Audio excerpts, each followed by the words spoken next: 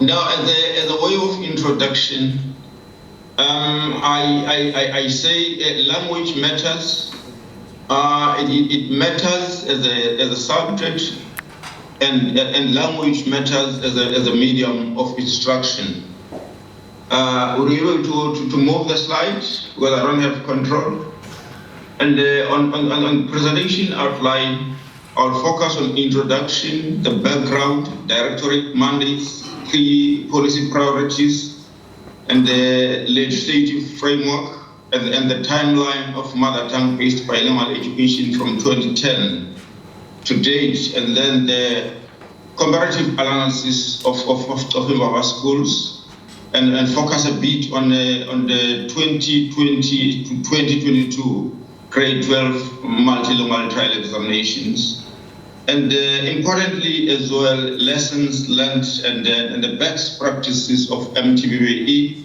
Conclusion, then I'll end off my presentation. Can I move the slides? And were you able to put it on the slideshow so that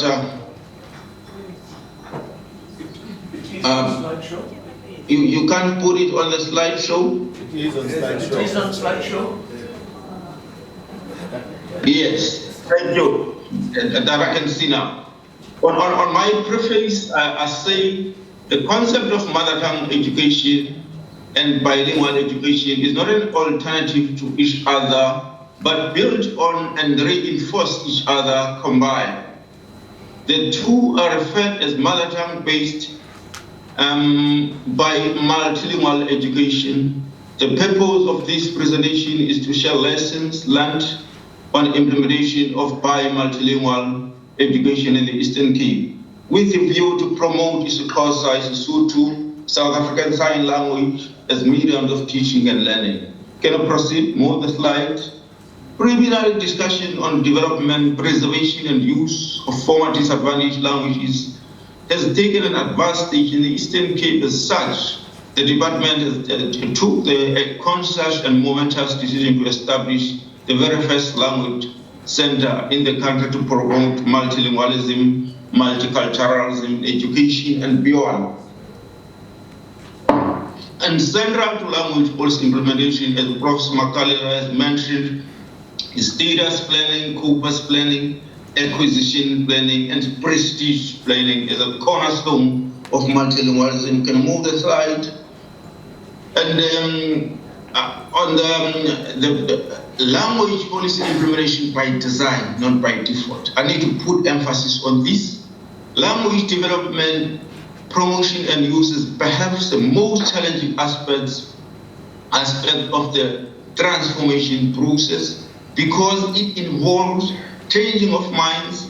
It requires more than just passing of laws and policies. In a country where the minds have been poisoned by colonialism and apartheid, it requires a very rigorous programs of reorientating minds.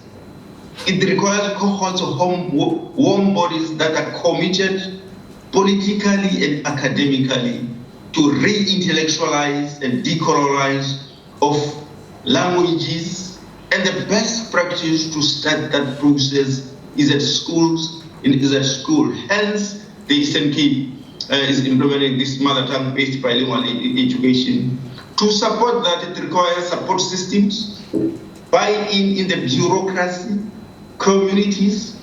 It requires workable strategies of identifying and dealing with possible sources of resistance, inertia, apathy, disinterest, and unwillingness.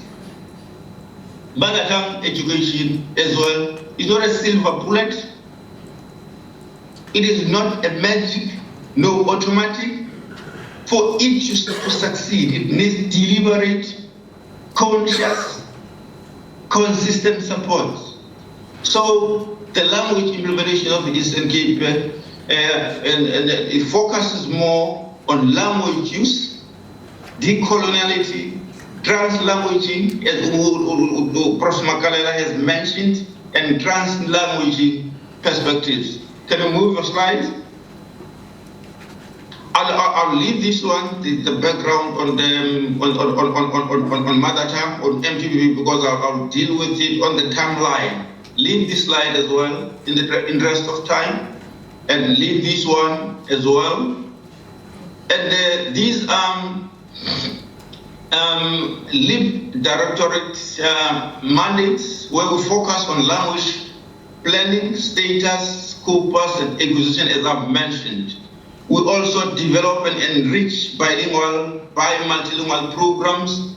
We coordinate material that seeks to promote language education policy. We promote indigenous knowledge system, and we also advance the long-term advocacy driven by language awareness, and also the integration of human language technology in order to speed up the development of these languages. Can I move on?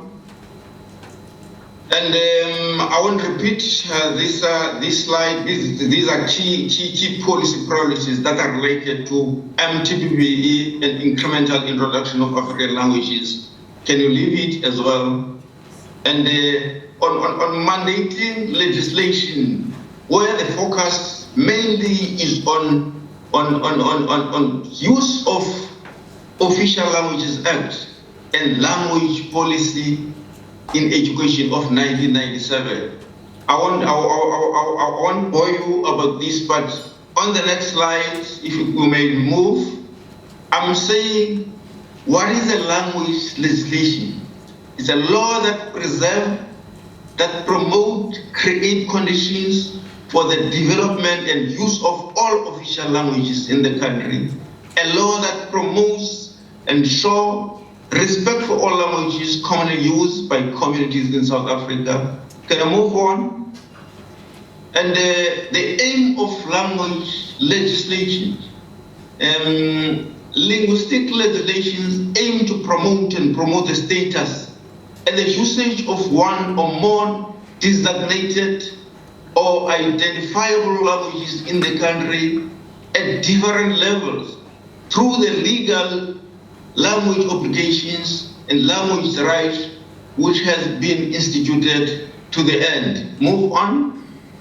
And these are the schools that are implementing mother tongue-based bilingual education and an incremental introduction of African languages. You have your district there on the first column, and the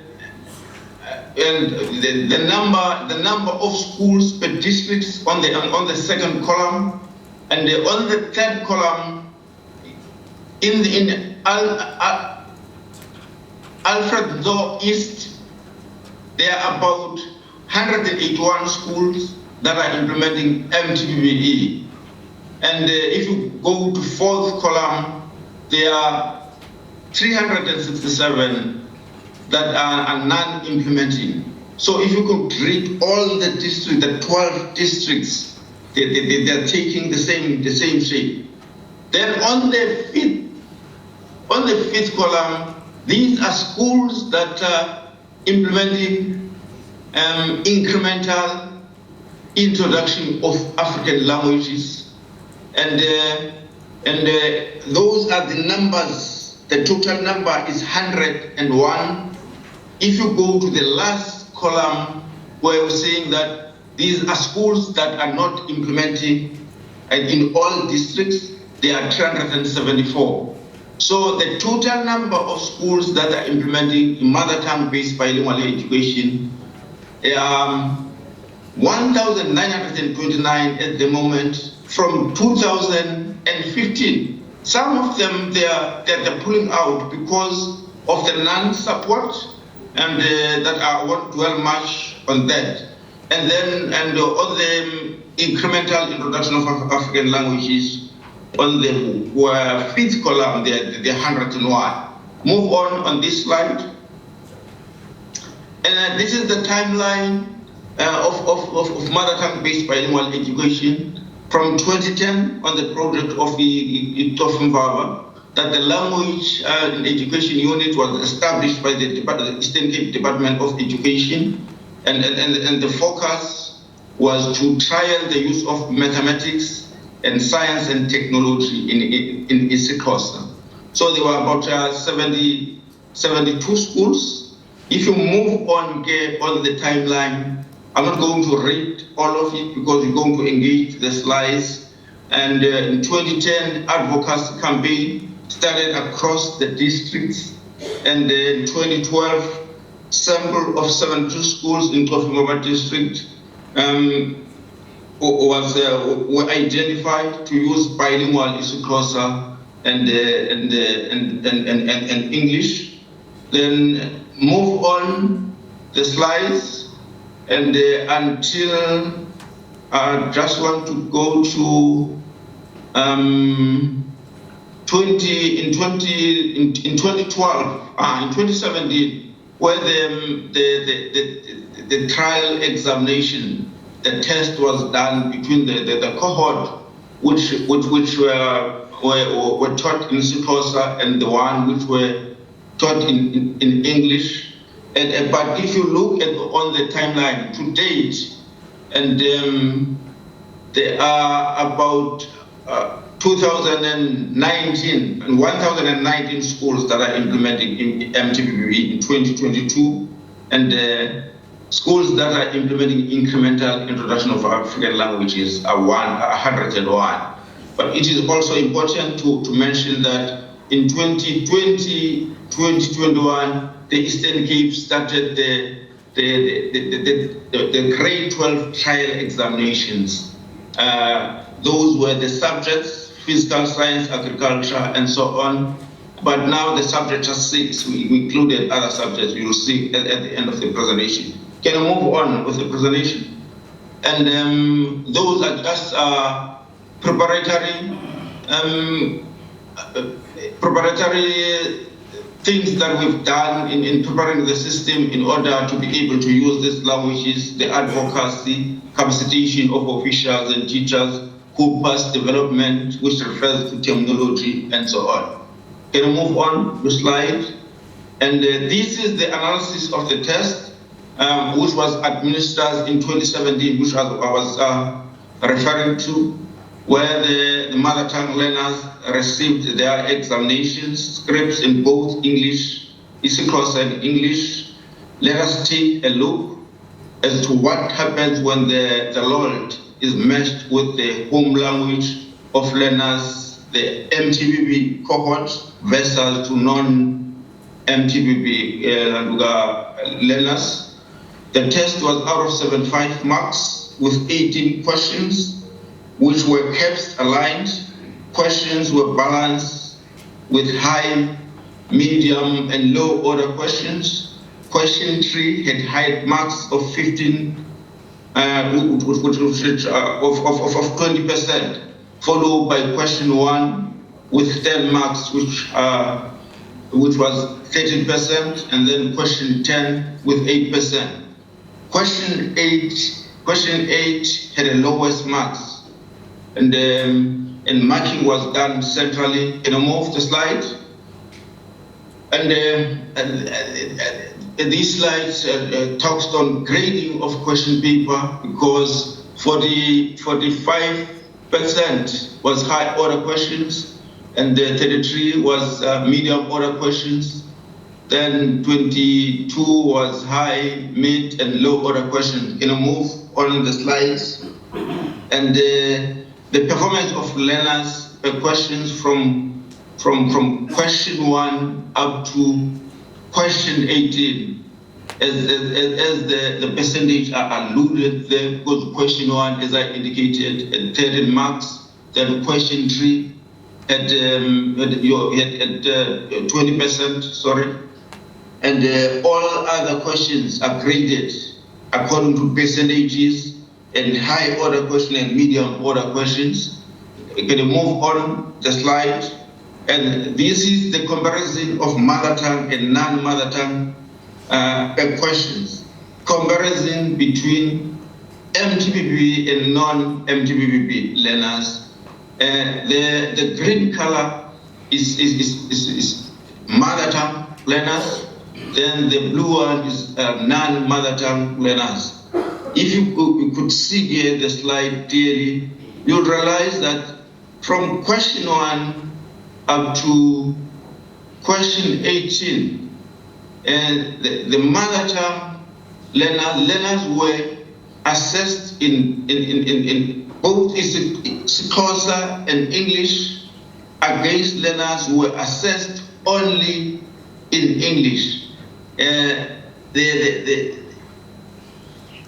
Those who were assessed in Xhosa outperformed in all questions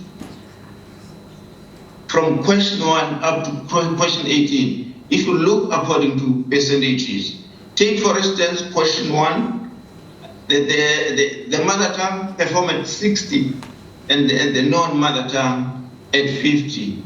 If as well you go to the last question, question 18, mother tongue performed at 64 and non-mother tongue at 33. Can I move on this slide as well?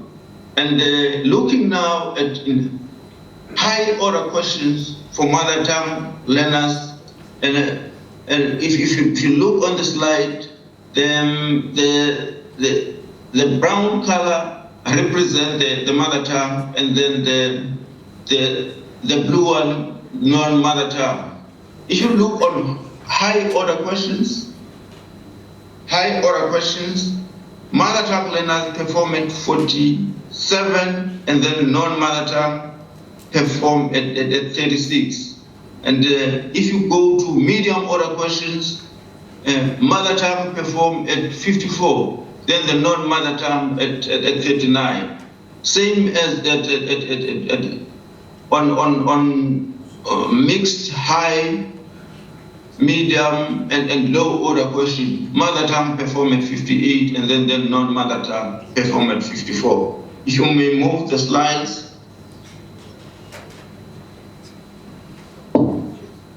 Now, if you look on trends, performance trends, the pass rate percentage trends, you would see that mother tongue, they perform much better than non-mother tongue if you're looking on this slide. From question 1 up to question 18, if you look on performance trends, and proceed with the slide. And this slide focuses on the overall performance of learners as per achievement levels, level 1 up to level 7. But if you look on mother tongue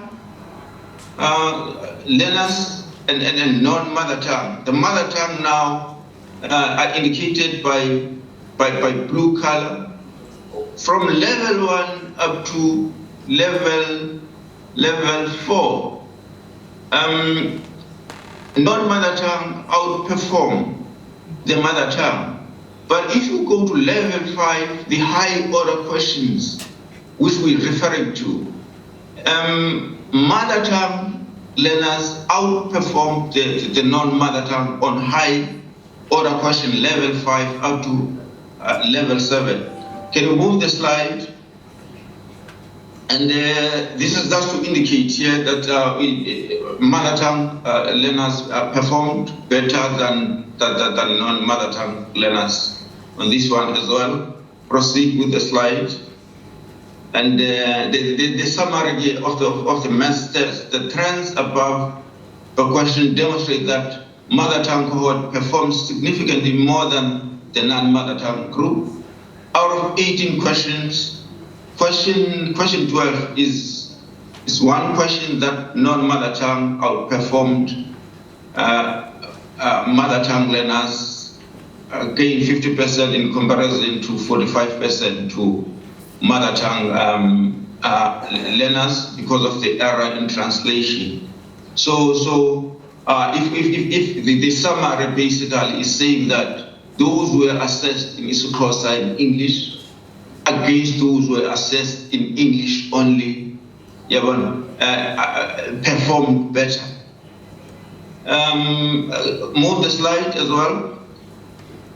And now this one is on grade 12 trial examinations, because the cohort which started in 2010 it was agreed that they must get the trial examinations where the three subjects were translated into isiXhosa and isiSotho.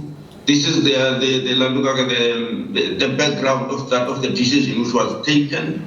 So preparations for multilingual trial examination, the development of concept and project plan was developed. Can you move a bit? And, I'm not going to say much on this one, but what I wanted to highlight, can you move to the next slide? Learners that benefited in quintile 1 and quintile 3 were 61,464. And the analysis informs us with the upward trajectory in history and mathematics, but a decline in life sciences. Go to the next slide. And this one, okay. And if you look on because there were three subjects which were for the first time they got a bilingual question papers.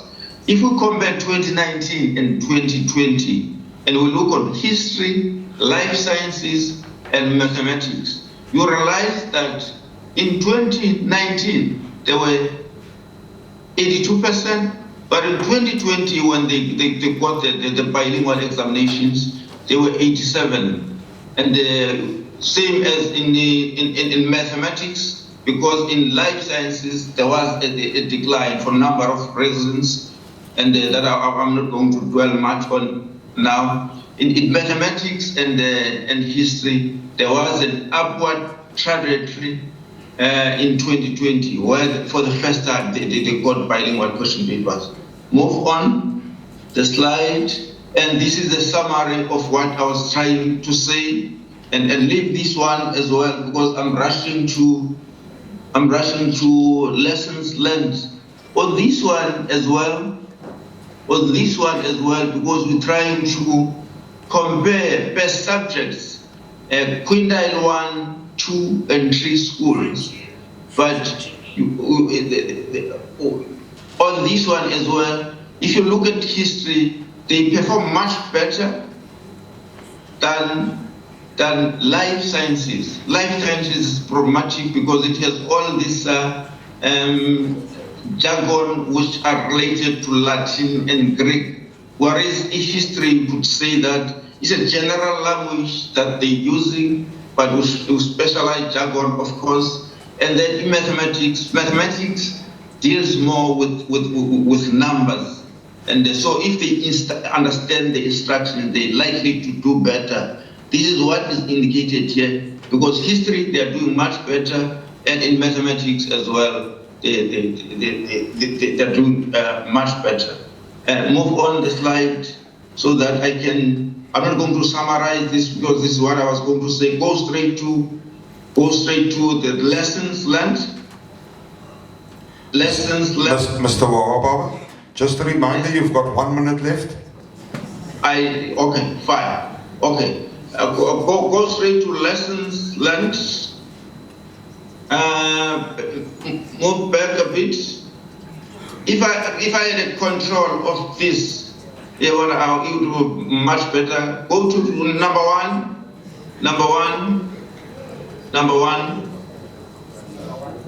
Yes, number one.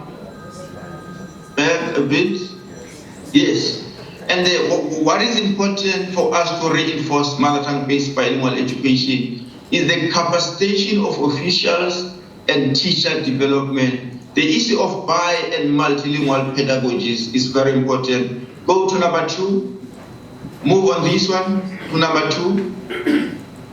This one, the issue of resources, workbooks and textbooks is very important, because if there are no textbooks and workbooks, that result to resistance, and the teachers are asking questions, how can we expect them to teach in the mother tongue if there are no books and so on. Go to number 3.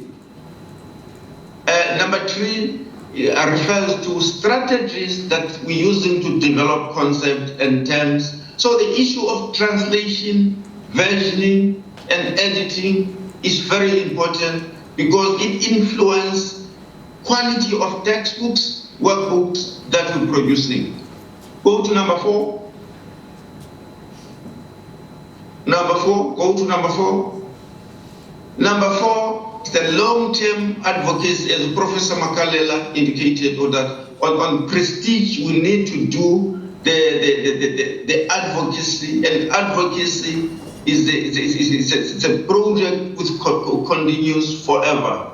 And number 5, on issues of research.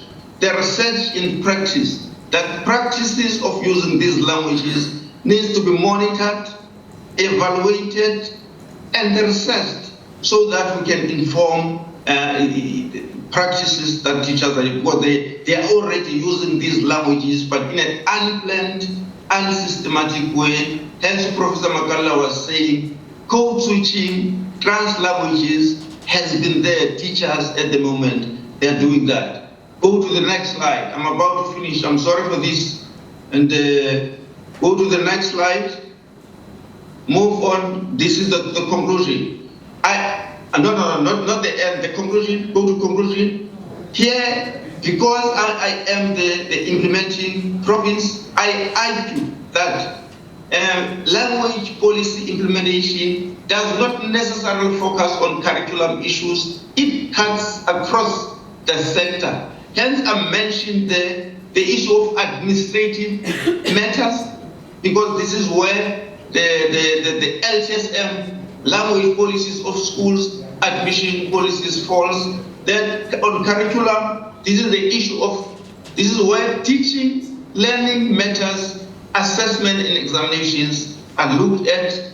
On corporate services as well, this is where the governance policies that needs to be localized so that schools can understand the importance of teaching in these languages, and the issue of quarterly, mid-year, annual reflections in order to measure the impact of language policy implementation. Go to the last one, the conclusion, and Stephen Richards profoundly argued that leaders are slow to respond to changing times, instinctively using the past as their guide, when all the evidence suggests that the assumptions of the past no longer apply.